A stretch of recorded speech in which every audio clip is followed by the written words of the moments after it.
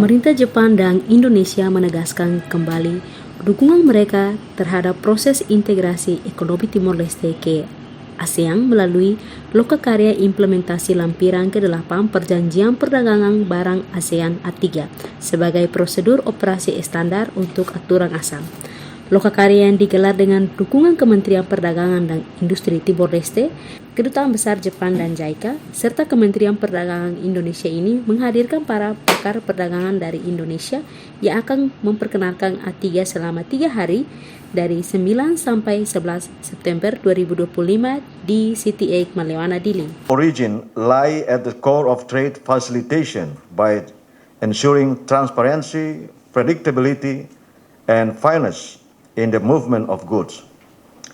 For Timor-Leste, advancing our capacity in this area is certainly a technical requirement, but it is also a strategic priority to unlock new trade opportunities, expand export competitiveness, and foster stronger participation of our private sector in regional value chains. Monitoring for ASEAN accession.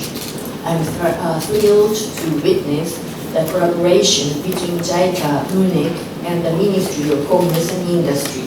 I'd like to extend our heartfelt gratitude to the distinguished experts from Indonesia for their invaluable support today, serving as lecturers and generously sharing their expertise with us.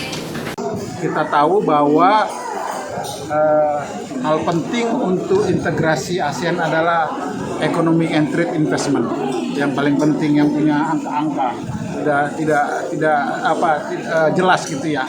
Dan inilah kita persiapkan sama-sama. Inilah dukungan pemerintah Indonesia untuk proses keanggotaan Timor Leste untuk ASEAN. Semoga workshop ini bisa bermanfaat buat kita semua, ya. Kita semua, bukan hanya pemerintah, termasuk private sector. Acara tersebut melibatkan pejabat pemerintah, sektor swasta, dan praktisi hukum dengan tujuan memperkuat kesiapan Timor Leste dalam penerapan A3 sebelum menjadi anggota ASEAN.